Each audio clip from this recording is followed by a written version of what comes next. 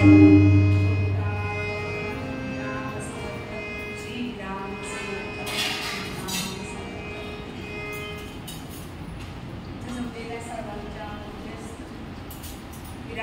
असलेल्या परमेश्वराला वंदन करून आमचे गुरु कैलासवासी हरिभक्त परायण नारायण बुवा काणे, त्यांच्या पत्नी हरिभक्त परायण सुमती नारायण काणे आणि माझे आजोबा यशवंत चिमणाजी कुलकर्णी, कैलासवासी हरिभक्त परायण यशवंत चिमणाजी कुलकर्णी या सर्वांना वंदन करून आजच्या कीर्तन सेवेला प्रारंभ करतो.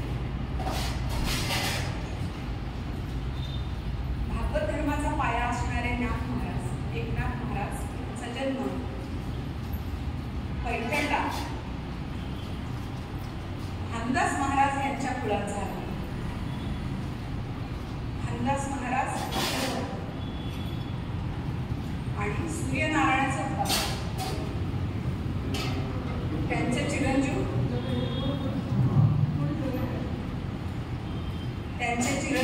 चक्रपाणी आणि त्यांच्या सौभाग्यवती सरस्वती देवी यांनी एकनाथ महाराजांचा सांभाळ केला आणि त्यांच्यावर सुसंस्कार केले. नाथ महाराज मूळ नक्षत्राचे असल्यामुळे त्यांचा जन्म होताच त्यांचे वडील सूर्यनारायण आणि त्यांच्या मातुश्री रुक्मिणी देवी यांचं देहावसान लगेचच झालं. त्यामुळे नाथ महाराजांचा सांभाळ त्यांच्या आजी आजोबांनी केला, त्यांच्यावर संस्कार आजी आजोबांनी केले. वयाच्या 6व्या वर्षीच नाथ महाराजांची मुले झाली आणि ते बाहेर पडले गुरुच्या शोधात आणि दौलताबादला येऊन उभे राहिले ते जनार्दन स्वामींच्या समोर. जनार्दन स्वामी नाथ महाराजांचे गुरु. नाथ महाराज विठ्ठल भक्त असले तरी आपल्या गुरूंवर त्यांची प्रचंड श्रद्धा होती आणि गुरूंवरच्या श्रद्धेमुळेच आणि भक्तीमुळेच त्यांना दत्त महाराजांचं सगुण स्वरूपातील दर्शन झालं. नाथ महाराजांचा आणि षष्ठी तिथीचा एक चांगला योगायोग दिसतो. नाथ महाराजांचा जन्म षष्ठी तिथीला झाला, त्यांना गुरुप्राप्ती षष्ठी तिथीला झाली. एवढंच नव्हे तर त्यांना सगुण साकार रूपातील दत्त महाराजांचं दर्शन ही षष्ठी तिथीला झालं आणि विशेष म्हणजे नाथ महाराजांनी देह ठेवला ती तिथी षष्ठीच, म्हणूनच आपण नाथ षष्ठी म्हणून बोलतो. असेही नाथ महाराज त्यांची गुरूंवर प्रचंड श्रद्धा होती, भक्ती होती. त्यांना असं वाटायचं की आपल्याला जे काही येतं, आपल्या हातातून जे काही प्रस्तुत होतं, जे काही आपण लिहितो बोलतो ते सर्व माझ्या गुरूंमुळेच आहे, म्हणून ते आपल्या प्रत्येक पदाचा शेवट त्यांच्या नावाने करत असत. तुम्ही कधी पद बघितलं असेल त्यांचं तर बघा, त्यांच्या प्रत्येक पदाच्या शेवटी एका जनार्दनी असा उल्लेख आपल्याला आढळतो. आपल्या हातून होणारं प्रत्येक पद ते आपल्या गुरूंना वाहतात. इतकी त्यांची गुरुभक्ती. भावार्थ रामायण, एकनाथ भारूड, एकनाथी भागवत, भारूड असे बरेच ग्रंथ त्यांनी लिहिले. ज्ञानेश्वर महाराजांच्या समाधीचा जीर्णोद्धार आणि ती समाधी शोधून काढण्याचंही काम नाथ महाराजांनीच केलं. एवढंच नव्हे तर आपण आपल्याला ज्ञानेश्वरीची शुद्ध प्रत पाहतो. ही ज्ञानेश्वरीची शुद्ध प्रत तयार करण्याचं मोठं कार्यही नाथ महाराजांच्या हातूनच घडलं. अशा या नाथ महाराजांचा एक अभंग देवा माझा मन हा आज आपण निरूपणासाठी घेतलेला आहे. पदाच्या पहिल्या ओळीतच ते म्हणतात, देवा माझे मन दाखव तुझे चरणी संसार व्यस्त.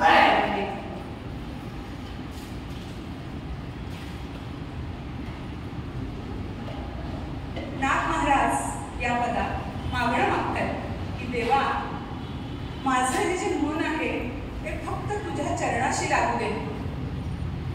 तुझ्या चरणाशी माझं मन लागण्याकरता मी माझ्या देहाचं समर्पण तुझ्या चरणाशी करतो. अशी समर्पणाची भावना ते ठेवतात आणि पुढं म्हणतात की या संसाराच्या सगळ्या माझं मन गुरफटू देऊ नकोस एवढं मागणं ते या पदात मागतात. नाथ महाराज मनालाच का बरं उपदेश करतात, मनालाच का सांगतात? असं काय आहे म्हणणं? मानवी मनाला एवढं का बरं महत्व आहे?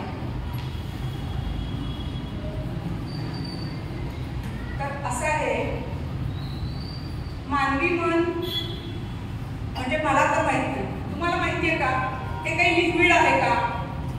पण आपण म्हणतो माझं मन भरत नाही. हे काही सॉलिड आहे का? पण आपण म्हणतो माझ्या मनावर फार ओझं झालंय. त्याला काही आकार आहे का? कुणी बघितला का याचा आकार कसा आहे? छोटा आहे का मोठा आहे? तरीही आपण म्हणतो काय करायचं, किती छोटा मनाचा माणूस आहे. आणि कधी कधी आपण कुणाची दानत बघितली की म्हणतो काय मोठ्या मनाचा माणूस आहे, फार मोठ्या मनाचा, फार दानत आहे माणसाकडे.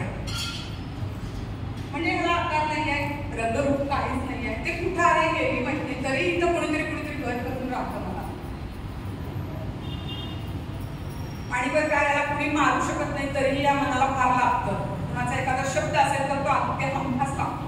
कुठं लागतो माहिती. तर लागणं हे सुद्धा दोन प्रकारचं असते बरं का.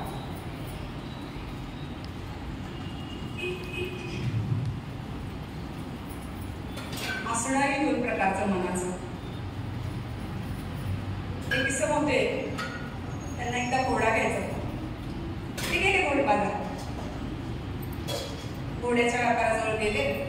छान मोठ्या मोठ्या घोड्यांचा बाजार लागला होता बरं का. त्यांना एक पांढरा शुभ्र घोडा आवडला. काय कशी दिली, काय किंमत सांगितली? व्यापारी अगदी तरबेज होता, हुशार होता. जास्त काही नाही, तुम्ही बघा तरी माझा घोडा किती उंच आहे, देखणा आहे, पांढरा शुभ्र आहे. त्या हिशोबाने पण आवडला. बोला मग काय किंमत सांगितली? जास्त नाही, फक्त 30 लाख रुपये. हा, 30 लाख रुपये? हो, का बरं एवढी का किंमत आहे? अहो, या घोड्याच्या मनात आलं तर तो 1 तासात सांगलीतून मुंबईला जाऊन येतो. हो मग. आणि काय, या घोड्याच्या जर मनात आलं तर तो 1 दिवसात सांगलीतून दिल्लीला जाऊन येतो. अरे बापरे. मग तुम्ही कधी गेला का सांगलीला, मुंबईला या घोड्याबरोबर? जे हो तेच सांगतो, याच्या मनात आलं तर, याच्या मनात आलं तर हा सांगलीतून मुंबईला जाऊन येतो. याच्या मनात आलं तर हा 1 दिवसात सांगलीतून दिल्लीला जाऊन येतो. म्हणजे मनात आलं तर काय होऊ शकतं आणि मनात आलं तर काहीही होऊ शकत नाही. नाथ महाराज म्हणतात मनात आलं तर देवाच्या चरणापाशी राहता येतं, असं नाथ महाराज म्हणतात. अजून काय काय या मनाची वैशिष्ट्य सांगता येतील बरं? याला जर एखादा पदार्थ आवडला तर सारखा हवं असं वाटतं. एखादं गाव आवडलं तर सारखं त्या गावाला जावं असं वाटतं. एखादं माणूस आवडलं तर सारखं त्या माणसाबरोबर गप्पा माराव्या वाटतात. म्हणजे या मनाचं कसंही काहीही करून काहीही खरं नसतं, हेही तितकंच खरं. आणि हे मन कुठं लागत नाही बरं का फारसं. एक किस्सा होते, त्यांना असं वाटलं की मला काहीतरी होतंय आणि माझं मनच कुठं लागत नाही. गेले डॉक्टरांकडे. डॉक्टर जरा मला तपासा, मला काहीतरी होतंय, माझं मन कुठं लागत नाही. डॉक्टरांनी काय, व्यवसायच होता त्यांचा, स्टेथोस्कोप काढला, असं असं तपासलं, लगेच बीपी बघितलं, लगेच अजून कुठलं तरी यंत्र लावलं. डॉक्टर म्हणजे काय नाही हो, तुमचे सगळे नाडीचे ठोके व्यवस्थित आहेत, सगळं आहे तुमचं, छान आहे. नाही हो, माझं मनच कुठं लागत नाही. बरं, मग एखादं पुस्तक वाचून बघा. अहो खूप पुस्तकं वाचून झाली. बरं मग सिनेमाला जावा, नाटकाला जावा. अहो गावात आलेले एक सुद्धा नाटक मी सोडत नाही, सगळे सिनेमे पहिल्यांदा बघतो. मग असं करा, एक तुम्हाला सांगतो, आपल्या गावात सांगलीमध्ये एक हास्य जत्रा करावी. छान छान तुला सांगतात, हसवतात, फार मन रमवतं. त्यांच्या कथा तुम्ही ऐकायला गेला सगळ्याच्या तर तुमचं मन लगेच लागेल बघा. त्यांच्या कथा तुम्ही ऐकायला लागा. अहो डॉक्टर, तो खासदार मी जाईल असंही मन कधी लागत नाही. तर सांगायचा विषय असा आहे, तुम्ही जसं रमवाल, जसं शिकवाल, जसं घडवाल तसं हे मन घडवेल. म्हणूनच समर्थ रामदास या मनासाठी मनाचे श्लोक लिहितात. थोडे थोडके नाही, 205 मनाचे श्लोक समर्थांनी लिहिले. हे काय म्हणतात बरं पहिल्या श्लोकात? मना सज्जना मुक्ती पंथेची चावे. मनाला ते सज्जन म्हणतात. सर्व संतांनी या मनावर मोठी पदं केली. या मनावर बरीच गाणी आहेत. नाथ महाराजांना असं म्हणायचं आहे की जर मनावर संस्कार योग्य केले आणि जरा एका दृष्टीने जर त्याला शिकवलं, मनाला सांगितलं की मला या चरणाची सेवा करायची आहे, तर मन ऐकतं. मनाला स्वतःच असं काही नाही, त्याला कसं शिकवेल तसं ते सुसंस्कारित होत असतं. म्हणून ते मनाकडून इच्छा करतात की माझे मन हे परमेश्वरा तुझ्या चरणाशी राहू दे, असे तो आशीर्वाद मला दे, किंवा तू तुझ्या चरणाशीच माझं मन लावून घे, असं नाथ महाराज मनाला सांगतात आणि देवाजवळ तशी विनंती करतात.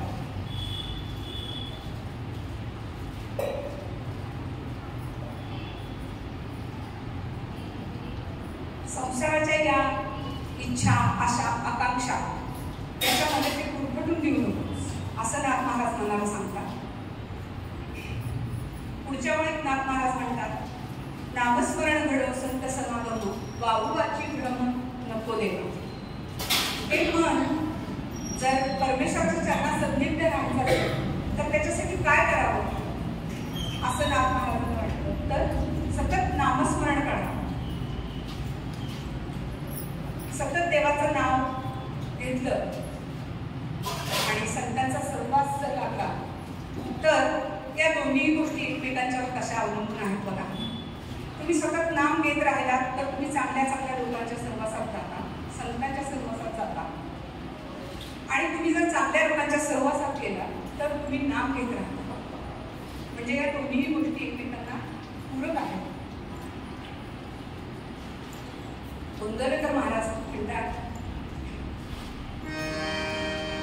नाम सदा बोलावे, नाम सदा बोलावे, गावे भावे जनासी सांगावे, हाची सुबोध गुरूंचा, हाची सुबोध गुरूंचा, नामा परते न सत्य मानावे. गोंदवलेकर महाराज म्हणतात, हे नाम एक तुम्ही घेत राहिला तर याच्या शिवाय दुसरं काहीच नाही या जगामध्ये. तुम्ही सतत नाम घेत राहा, म्हणजे तुम्हाला जे पाहिजे ते सतत मिळत राहील. तुम्हाला कशाची इच्छा आकांक्षा करण्याचीही गरज होणार नाही. नाम घेण्यामुळं तुमची चित्तशुद्धी, मनशुद्धी, देहशुद्धी तर होईलच, पण सतत नाम घेण्यामुळं तुमचं प्रारब्धही बदलायला वेळ लागत नाही. हे नामाचं महत्व आहे.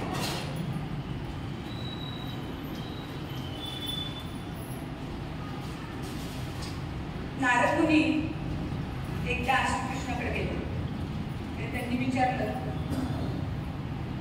संत समागम याचा अर्थ काय हो? नारायणा, तुम्ही मला याचा अर्थ समजावून सांगा. तर श्रीकृष्ण मिष्टिकपणे हसले. स्वतः मुनिश्रेष्ठ विचारतायत की संत समागमाचा अर्थ काय? श्रीकृष्णाने काय केलं, एका कीटकाकडे बोट दाखवलं आणि सांगितलं, तो त्या नरकात एक कीटक आहे, तुम्ही त्याला जाऊन विचारा. नारायण नारायण म्हणत मुनिश्रेष्ठ गेले, नरकापर्यंत पोहोचले. त्या कीटकाजवळ पोहोचतात त्या कीटकाने फक्त नारळ मुनिश्रेष्ठांकडे दृष्टी टाकली आणि ते तिथंच मृत्यू पावला. मुनिश्रेष्ठ परत श्रीकृष्णाकडे आले. अहो महाराज, ते तर मृत्यू पावलं. होय, मग आता माझ्या प्रश्नाचं उत्तर कोण देणार? तुम्ही असं करा, त्या झाडाच्या डोलीमध्ये आत्ताच एक मुक्त पोपटाचं पिल्लू जन्माला आलंय, तुम्ही त्याला जाऊन विचारा.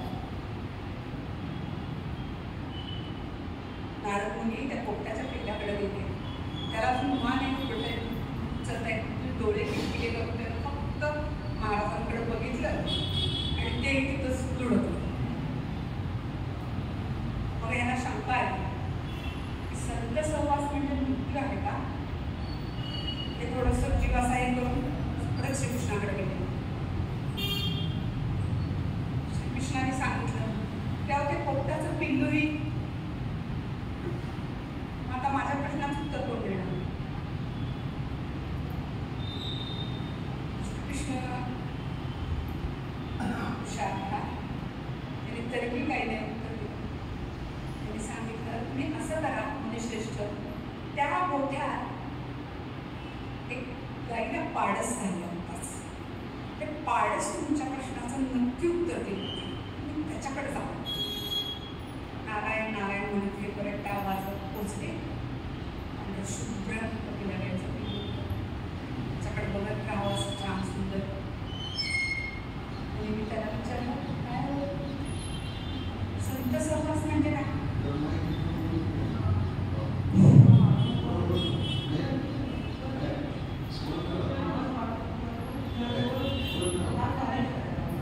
संत सहवास म्हणजे काय?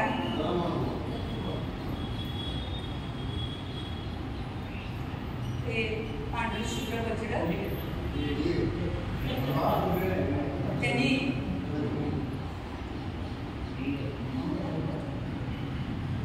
मान उचलली, नारद मुनींकडे पाहिलं आणि त्याची मान तिथंच लुडकली. गेलं. आता मात्र हे घाबरले आणि कृष्णाकडे धावतच गेले. अहो तेही मृत्यू पावलं. कृष्ण हसले आणि म्हणाले अहो ते होणारच होतं. म्हणजे तुम्हाला माहितीये का संत समागम याचा अर्थ किंवा याचा अर्थ मला तुम्हाला माहिती असेल तर तुम्हीच सांगा. मला इकडे तिकडे का फिरवताय?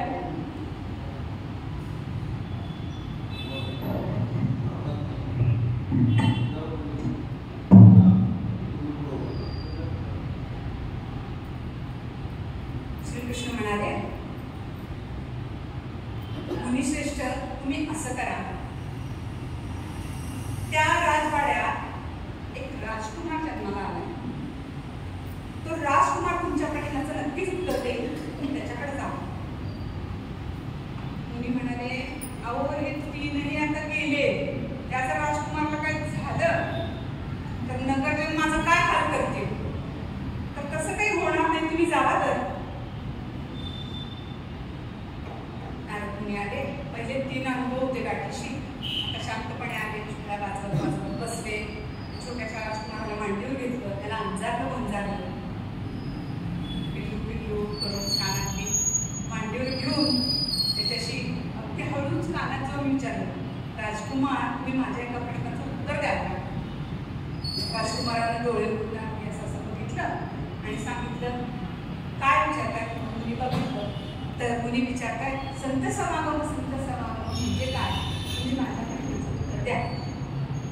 राजकुमार म्हणाले मुनिश्रेष्ठ माझा पहिला जन्म नरकात कीटकाचा. तुमच्या नुसत्या एका दृष्टिक्षेपाने मी पोपटात जन्माला गेलो. नंतर तुमच्या दर्शनाने मी गाईचं पाडस झालं आणि त्या दर्शनाने आज मी राजकुमार म्हणून जन्माला आलो.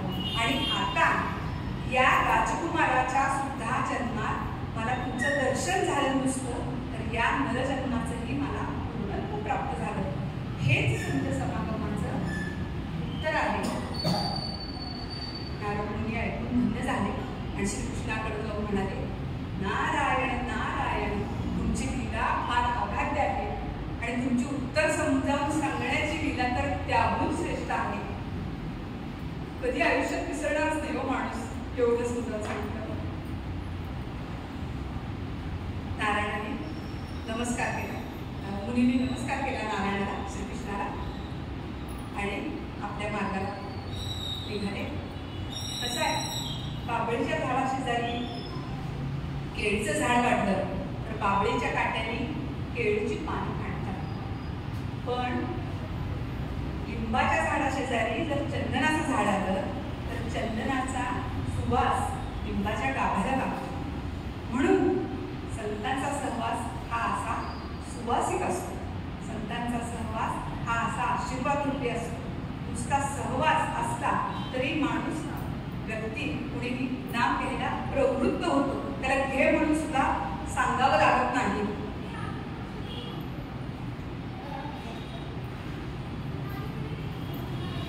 म्हणूनच नाथ महाराजांना वाटते की सतत नाम घेत राहण्यामुळं माझ्या या देहाचा भ्रम जो आहे तो निघून जाईल आणि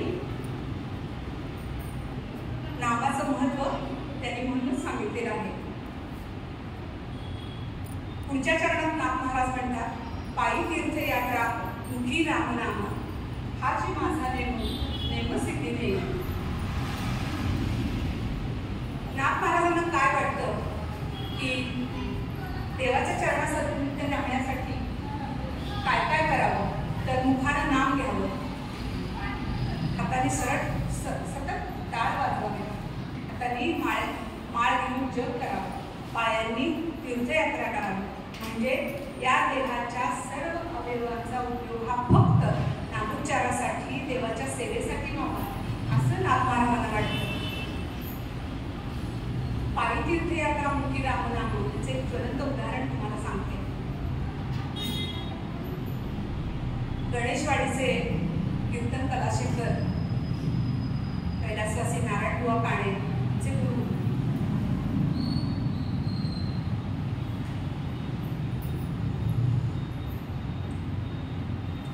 ते टीव्ही स्टार होते, रेडिओ स्टार होते. त्यांची जवळजवळ 15,000 कीर्तनं त्यांनी स्वतः केली. अक्कलकोटच्या गजानन महाराजांचे ते शिष्य, अक्कलकोटच्या गजानन महाराजांनी त्यांच्या स्वतःच्या पादुका आमच्या गुरूंना नारायणबुवा काणेंना दिल्या होत्या.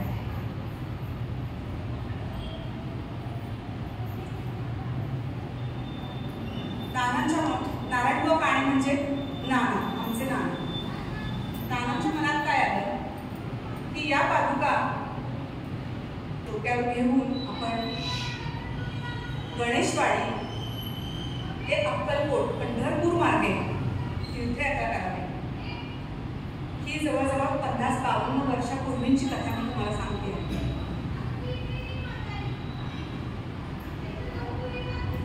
पहिल्या वारीला नाना एकटेच निघाले, बरोबर कुणीच नव्हतं. डोक्यावर गजानन महाराजांच्या पादुका, बघलेला एक जोडी, त्यात दैनंदिन लागणारं थोडं साहित्य,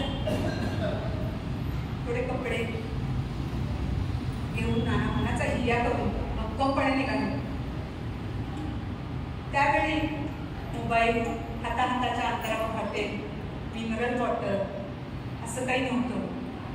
आता वारी करताना आपण बघतो लोक गाडीनं जातात, 4 चाकीनं जातात, की विमानाने जातात का वारीला.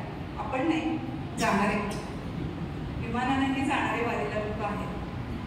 पण नाना पायी निघाले गणेशवाडी ते अक्कलकोट. बरोबर कोणीच नव्हतं. मनाचा हिया, ऊन वारा पाऊस कशाची तमा नाही. कुठं काय मिळेल का नाही माहित नाही, पाणी सुद्धा कुठं मिळेल का नाही माहित नाही. कुठं थांबायचं आहे, कुठं विश्रांतीगृह आहे का, काहीच कल्पना नाही. नानांनी वारी यशस्वी केली. 1-2 वर्ष नव्हे, अशी 46 वर्ष नानांनी वारी केली. एका वर्षी मात्र असं झालं 2 दिवसांनी वारीला जायचं म्हटलं आणि आज नानाच्या पोटात दुखायला चालू झालं. त्यांचे चिरंजीव दवाखान्यात घेऊन गेले. किरकोळ तपासण्या केल्या. पोटात अपेंडिक्स लास्ट स्टेजला होता. डॉक्टरांनी सांगितलं ताबडतोब ऑपरेशन करायला पाहिजे. नाना काय ऑपरेशनला तयार होईना, कारण त्यांचं एकच माझी वारी मला पार पाडायची आहे. शेवटी त्यांचे चिरंजीव पांडुरंग पुढे आले आणि म्हणाले, नाना मी काहीच काळजी करू नका, मी स्वतःही वारी पार पडतो. नापाडीने तुमच्या तब्येतीचं बघूया. त्या दवाखान्यात ॲडमिट केलं, ऑपरेशन केलं तर पोटात अपेंडिक्स अजून कुठला होता. निव्वळ गुरूंची कृपा झाली. गजानन महाराजांची त्यांच्यावर कृपा दृष्टी होती आणि नानांची तेवढीच भक्ती आणि श्रद्धा होती, म्हणून नाना एवढ्या मोठ्या आजारात सुखरूप वाचले. ऑपरेशन 2 दिवस झाले आणि नाना पहाटे शुद्धीवर आले. नाना शरीराने दवाखान्यात होते, पण मनानं नाना वारीत होते. नाना जागे झाले ते दिंडी म्हणतच. ऑपरेशन झालेलं, हाताला नळ्या, नाकात तोंडात नळ्या, सलाईनच्या सुया, पण नानांना कशाचंही भान नव्हतं. नाना जागे झाले.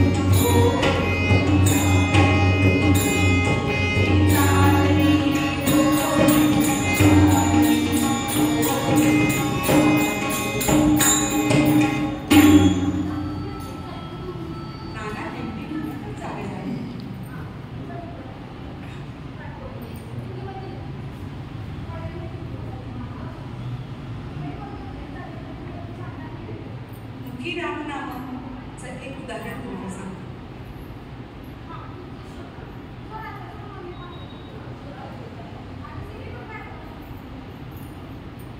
पायी तीर्थयात्रा मुखी रामनाम हाची माझा नेमसिद्धीने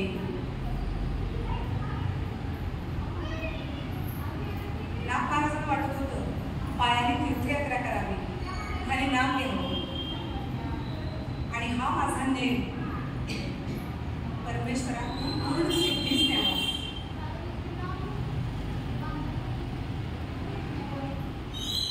तुझ्या शरणात नाम महाराज म्हणतात,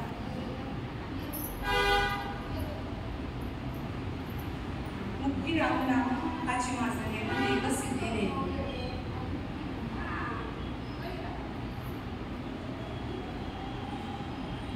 एक कीर्तनकार असतात आणि ते काय म्हणतात, या गावातील सर्वांनी सतत हरिनाम घेतलं पाहिजे. ते म्हणतात, म्हणा राम कृष्ण हरी, म्हणा राम कृष्ण हरी. आवाज येत नाहीये. म्हणा राम कृष्ण हरी.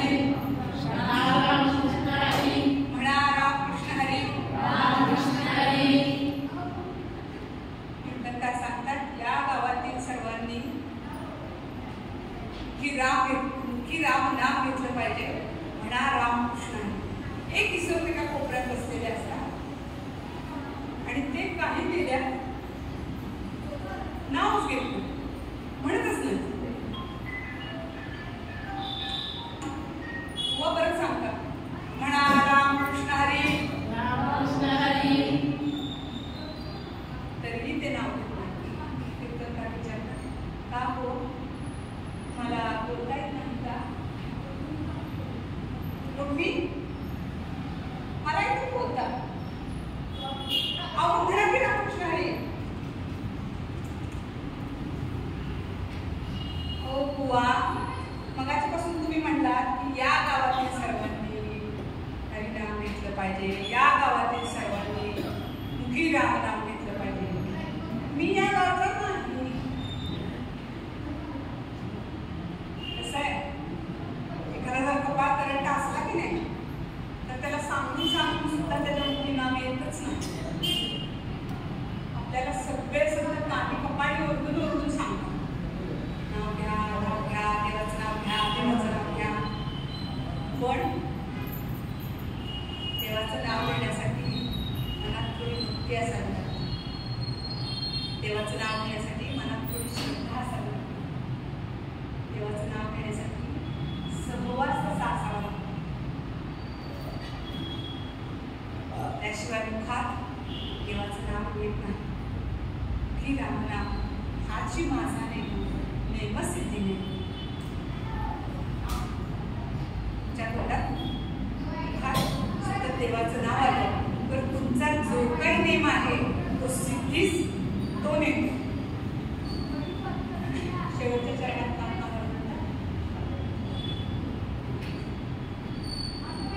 आणि ग मागणे नाही नाही देवा, एका जनार्दनी सेवा तुडगे. मागणं मागताय नाथ महाराज की माझं तुझ्याकडं काहीच मागणं नाही, फक्त तुझ्या चरणांची सेवा माझ्याकडून घडत राहावी, एवढं एकच माझं मागणं.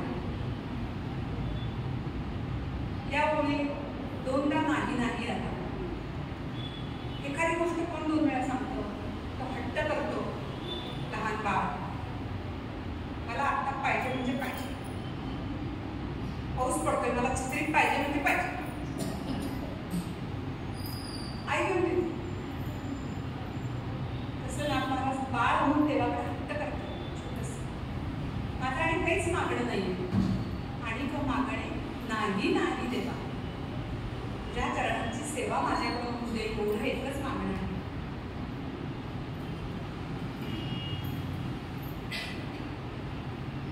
असं कोण कोण मागणं मागताय? ज्ञानेश्वर माऊलींनी असायला मागितलं.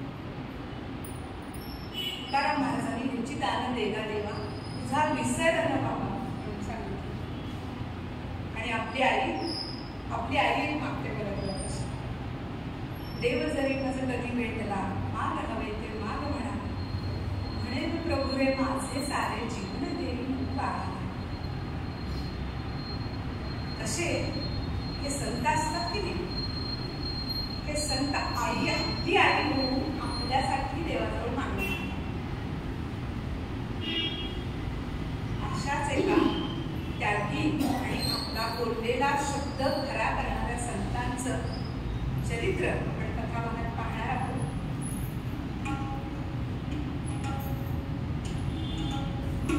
मूळ चरण नाथ महाराज म्हणतात, देवा माझे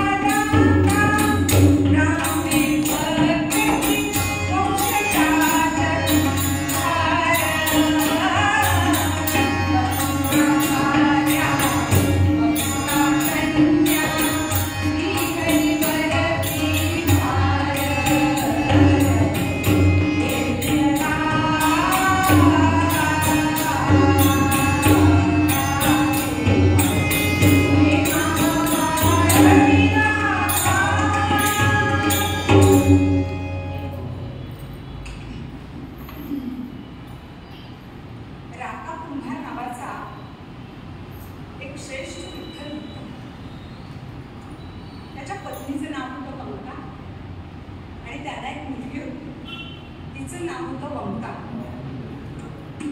एक अतिशय साधं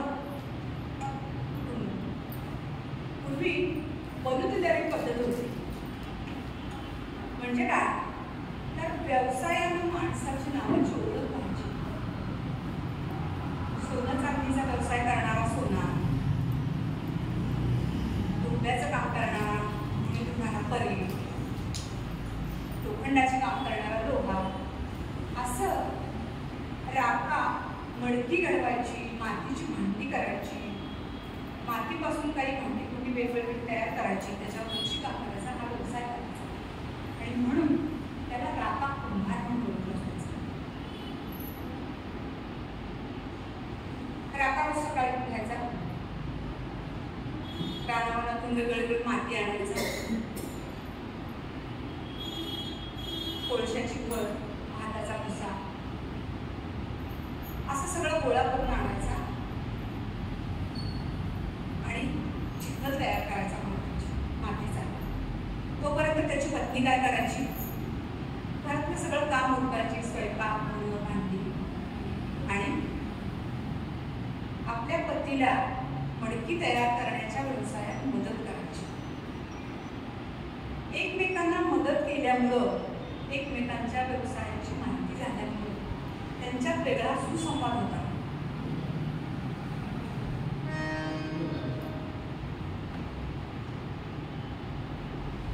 मडकी घडवताना वंका सुद्धा त्याला मदत करायची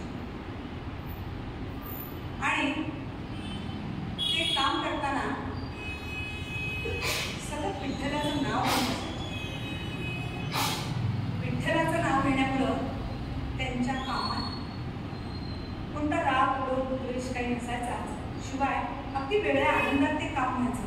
आणि अहो, देवाचं नाव घेतल्या माणसाला रूप येतच, त्या मडक्यांना सुद्धा रूप येत होतं वेगळं. राखाची मडकी प्रसिद्ध होती कारण ती देवाचं नाव म्हणून तयार केलं जातं.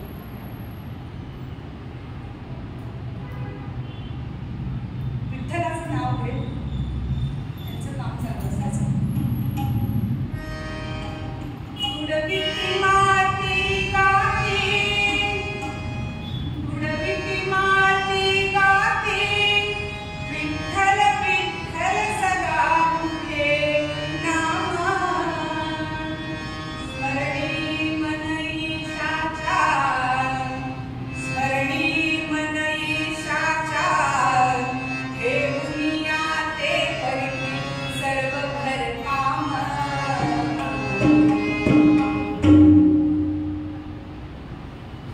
माती तुडवताना, मडकी घडवताना, त्याच्यावर नक्षी काम करताना सतत विठ्ठलाचं नाव घेत काम करत राहायचे.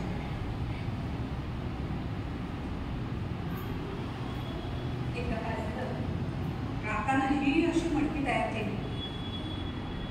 दाराच्या आवळ्यातच मोठा आवा होता. त्या आवळ्यात ती तो पक्की करायला लावायचा, आवळ्यात ती मडकी भाजायला लावायचा.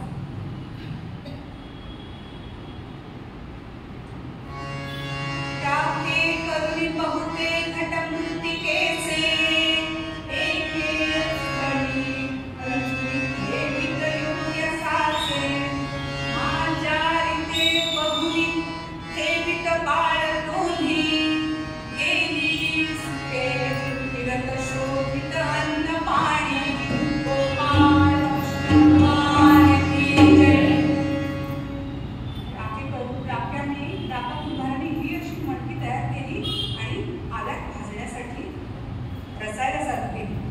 कोळशाचा घर, भाताचा भुसा, थोडासा छोटा छोटा लाकूड काटा, त्याच्यावर मडक्यांचा थर.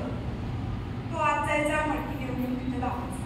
एवढ्यात एक काय घटना घडली, एका माणसाने छोटी छोटी 2 पिलं आणून त्या मडक्यात सुरक्षित राहते. आता तुम्हाला आम्हाला हे माहिती आहे की मांजरी सतत आपल्या पिलांसाठीचं घर बदलत असते. का तर तिच्या पिलांना डोक्यांपासून धोका असतो. डोके तिची पिल्लं खातात, त्याची तिला जाणीव असते, ती भीत असते. आई असते, बाळांना जपणं हे तिचं कर्तव्य असतं, काम असतं आणि दडीवारपणा असतो. ती त्या बाळांना जपते नेहमी. तर तिनं ती पिल्लं आणून ठेवली आणि ती बाहेर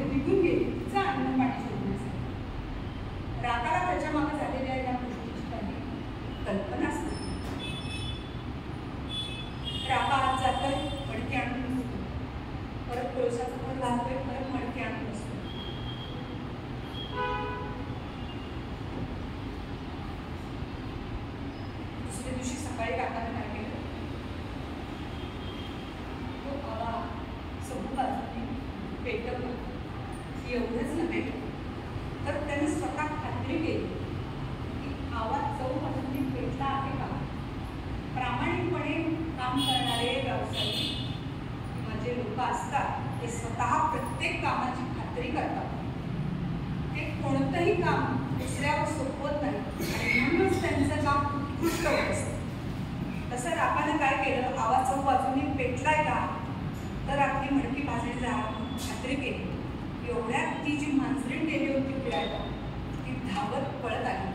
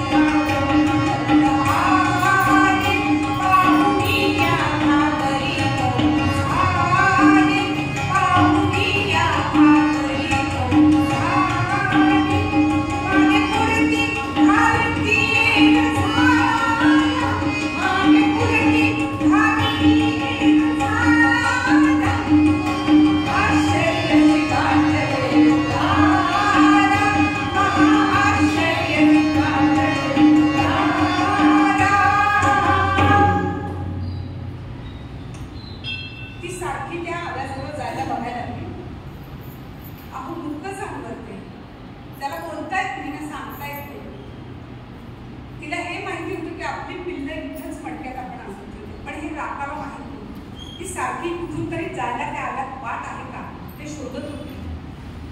एवढ्या राकाचं लक्ष त्या मांजरीकडे गेलं आणि राकाला लक्षात आलं की ही मांजरी आव्याकडे का जाते आहे म्हणून त्याने एक दोनदा हटवलं. एखादी मांजरी असती तर अंगावर गेली असती, रोजगार घेतला असता, चावली असती. ही तसंही काय करत नाही. ही सारखी म्याव म्याव करून जोर जोरात ओरडायची. एकदा आव्याकडे बघायची,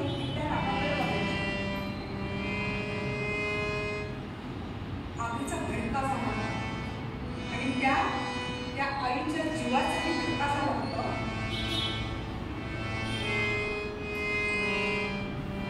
माझी दोन पिलं या आव्यात आहेत मी सांगू शकत नाही.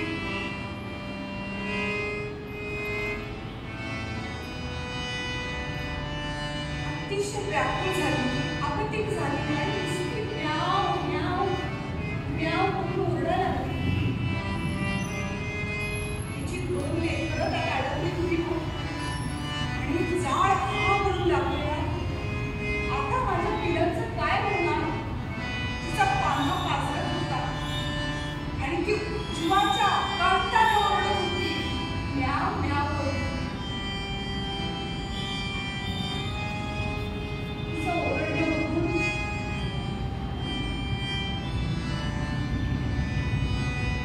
राकाचा गळा दाटून आला.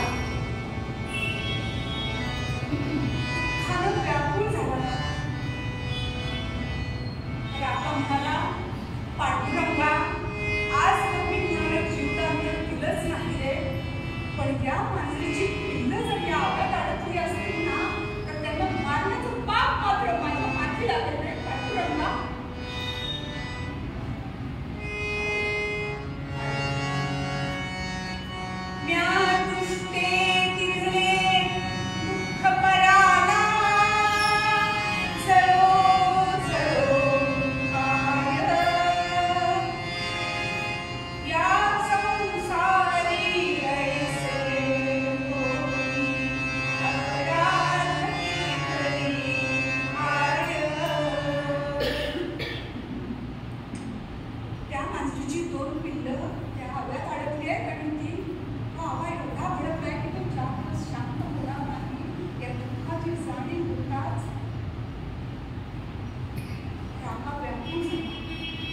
राकाची मुलगी पत्नी त्या दोघीही ठार. ती मांजरी पण शांतपणाचं नाव घेतच नव्हती. राकानं पांडुरंगाचा भाव चालू केला. अरे पांडुरंगा, तू प्रल्हादाला नारायण नारायण नाव घेतल्यावर तापलेल्या तेलाच्या कढईतून बाहेर काढलास. तुझ्या इच्छेशिवाय झाडाचं पान सुद्धा होत नाही. तुझी इच्छा झाली तर पांगळा अंगू माणूस चालू शकतो. तुझी तुझी कृपा झाली तर पांडुरंग आंधळा सुद्धा पाहू शकतो. पांडुरंगा, या मांजराच्या पिल्लांना आता तूच वाचवू शकतोस. फक्त तुझ्याशिवाय या पिल्लांना कुणीही वाचवणार नाही. पांडुरंगा, माझी लाज राखा आणि या पिल्लांना वाचवा.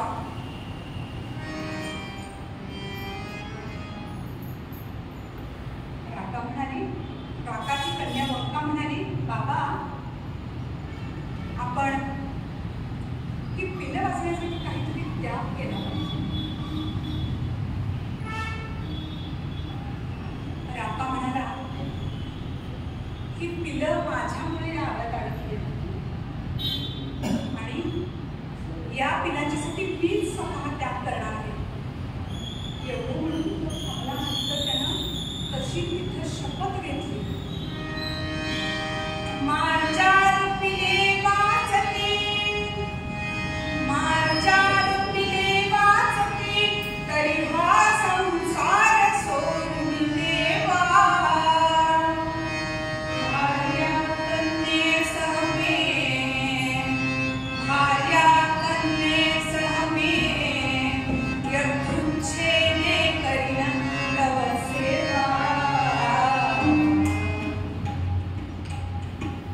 या जर मांजरीची पिलं पांडुरंगा तुम्ही वाचवली तर मी हा सगळा माझा संसार, ज्याच्यासाठी मी हा आवा पेटवला आहे, तो संसार सगळा त्याग करून, दान करून तुमच्या सेवेत राहण्यावरच जात राहतो. तुमचं सतत नाव घेत राहण्यावरच जात राहतो.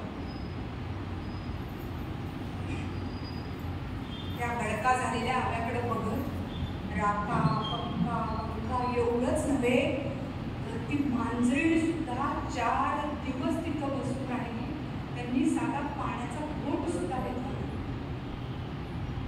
पूर्ण 4 दिवस लागले तो आवाज शांत होण्यासाठी. 4 दिवसाने आवाज शांत झालेला पाहताच राका उठला आणि त्यानं हळूहळू एक एक खडकं वाजलं करायला चालू केलं. ती मांजरीने मध्ये पायात जाऊन आपली पिलं दिसतात का ते पाहू लागली. हळूहळू मटकी बाजूला करताना राकाच्या लक्षात आलं, सगळी मडकी पक्की भाजली. ज्या मडक्यातली 2 पिलं होती ती तशीच ओढणी कार होती. पांडुरंगाचीच कृपा. ती मडकी, त्या मडक्यातून ती पिलं तशीच हळू चालवत बाजूला घेतली आणि त्या मांजरीच्या हातात काय राकाच्या चेहऱ्यावर आनंद राहिला. पांडुरंगा, तू माझी लाज राखलीस रे. पांडुरंगा, तू माझी लाज राखलीस.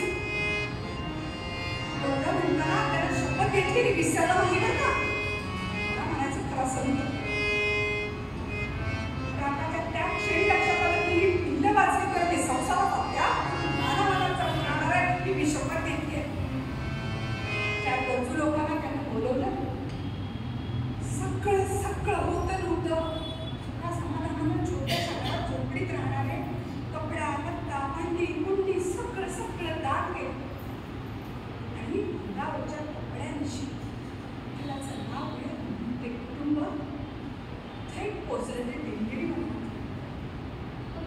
संतांच्या माहेरघरा पंढरपूरच्या जवळच्या दिंडी म्हणा.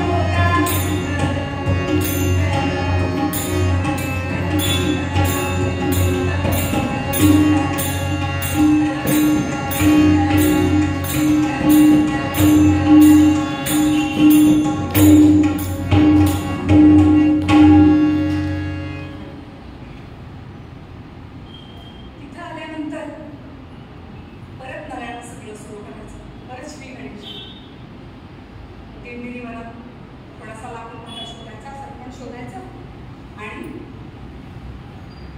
ते पंढरपूरच्या बाजारात नेऊन विकायचं आणि त्याच्यावर जे काही मिळेल ते सुखानं मुजरण करायचं आहे त्या समाधान मानायचं. जे काही मिळेल ते दोघांचं पोट भरायकरता वापरायचं. संसार म्हटल्यावर त्या गोष्टी लागतात, कामं लागतात. एक दिवशी काय झालं, रागाची मुलगी बघता आणि नामदेव रायांची मुलगी आऊ दोघी जणी धुणं धुण्यासाठी नदीच्या काठात गेली.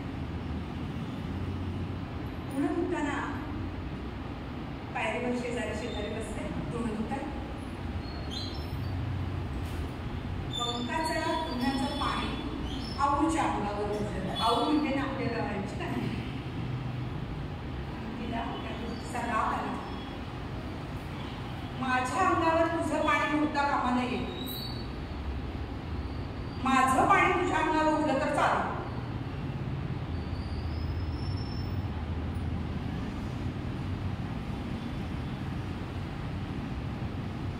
तू एका कुंभाराची मुलगी आहेस.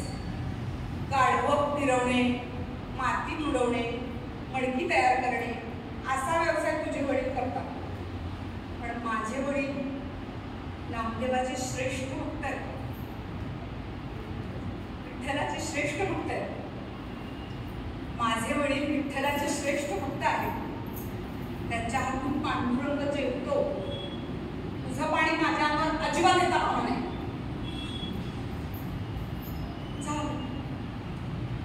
खिडकी पडली होती, भांडण लागायला पुरुष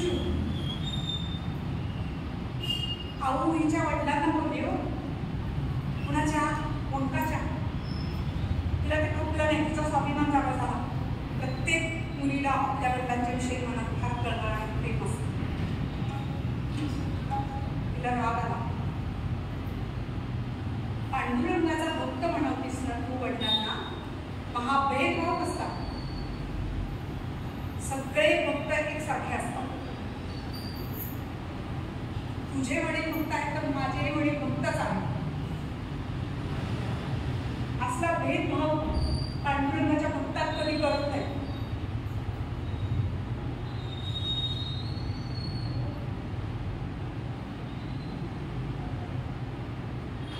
आऊला एवढाच शब्द पुरेसा होता.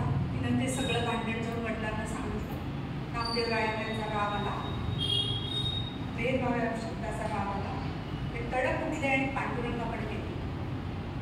पांडुरंगाकडे त्यांनी तक्रार केली, देवा मला आता बास आहे. मी सरळ पंढरी सोडून दुसरीकडे राहायला जातो. तुमचे सगळे भक्त येऊन जर माझा अपमान करणार असतील, माझं आणि तुमचं एवढं जवळचं नातं पुन्हा पुन्हा पुन्हा होत नाही. त्यापेक्षा मी पंढरी सोडतो आणि आत्ताच्या आत्ता दुसरीकडे राहायला जातो. पांडुरंग म्हणाले, नामा जोपर्यंत तुझा स्वाभिमान आणि तुझी कुणी निंदा केली तुला खुपत नाही, तुझा प्रत्येक गोष्टीवर स्वाभिमान जाणवतो, तोपर्यंत भक्तपदाचं पूर्णत्व तुला तुझा अभिमान जोपर्यंत जागा होतो तोपर्यंत तुला कधीच पूर्णत्व येणार नाही.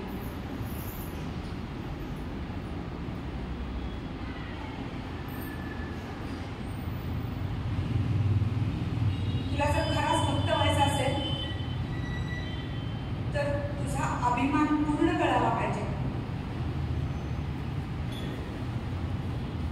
आणि तुला त्यागी भक्ताची आस काय योग्यता आहे हे दाखवून चल. म्हणून पांडुरंग नामदेव रायांना घेऊन दिंडीरी वनात आले. दिंडीरी वनात राताच्या डोक्यावर सरपण, पंकाच्या डोक्यावर सरपण, पंकाच्या डोक्यावर सरपण तिघं येत आहेत. पांडुरंग म्हणाले, माझ्या हातातले सुवर्ण कंकण आपण त्यांच्या वाटेवर ठेवूया आणि बाजूला जाऊन उभा राहूया. आपण त्यांच्या सगळ्याच परीक्षा घेऊया.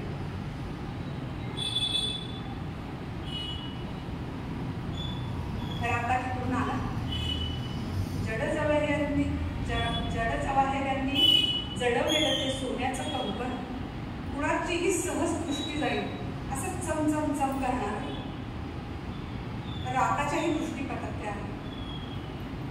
त्यानं काय केलं? डोक्यावरचं सरपण बाजूला ठेवलं. त्या कंकणाला हात सुद्धा लावला नाही. हातात माती घेतली आणि त्या कंकणावर घातली आणि तो सरपण घेऊन चालू लागला. मागून त्याची बायको मुलगी आली. मुलगीच्या लक्षात आलं की आपल्या वडिलांनी इथं काहीतरी केलं नव्हतं. तिने मागून बघितलं. ते चमचम सुवर्ण कंकण पांडुरंगाच्या हातात होतं. स्वतः दीनदयाळाच्या हातात. आता तर काय भाव लाखावर गेलाय.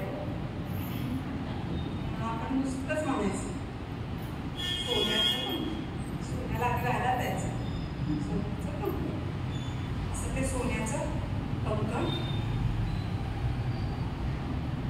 वंकाला आणि पंकालाही दिसलं. त्यांनी काय केलं?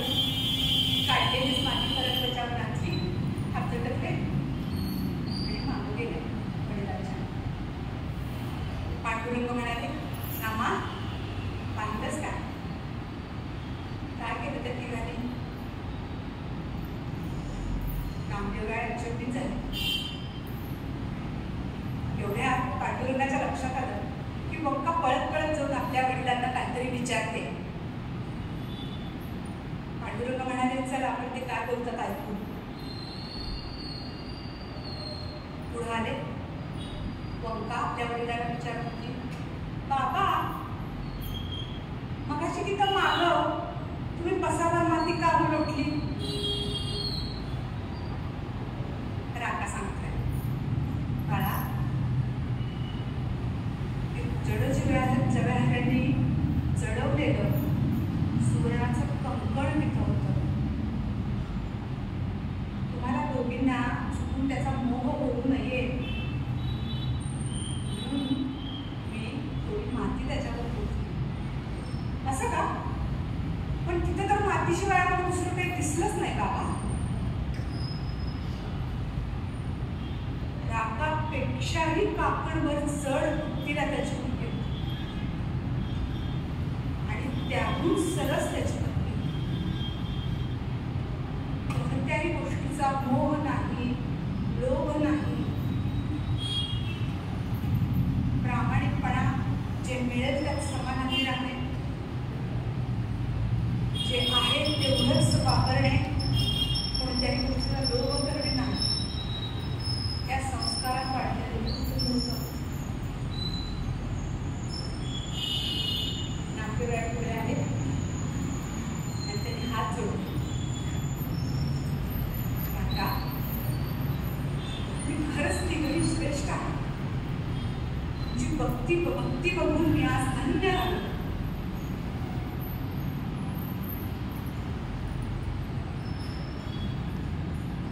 काकांनी नमस्कार केला आणि एवढ्या प्रत्यक्ष दीनदया पांडुरंग त्या सर्वांच्या समोर प्रकट झाला.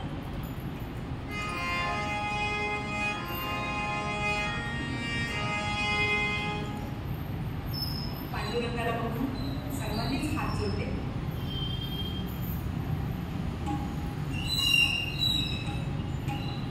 काय ते प्रत्यक्ष रूप पाहिल्यावर झाला असेल.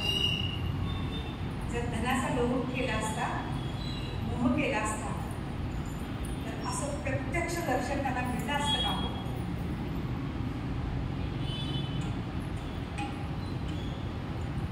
तर त्यागी वृत्तीमुळं, बोललेला शब्द खरा करण्यामुळं त्यांना पांडुरंगाचं दर्शन झालं. पांडुरंगाची कृपा झाली. पांडुरंगानं त्या तिघांनाही जन्म मरण विरहित मोक्षाची प्राप्ती करून दिली. रामाच्या कुटुंबाला जन्म मरण विरहित मोक्षाची प्राप्ती झाली. ते निव्वळ त्यांच्या वृत्तीमुळे. आणि पांडुरंगाचं दर्शन हेच सर्वस्व त्या कुटुंबाला मानलं. असंच दर्शन व्हावं, असंच मन चरणासंधी लाभावं, असं नाथ महाराज आपल्या गुरुपदात म्हणतात. असं मन देवाच्या चरणी, देवा संदिग्ध राहावं.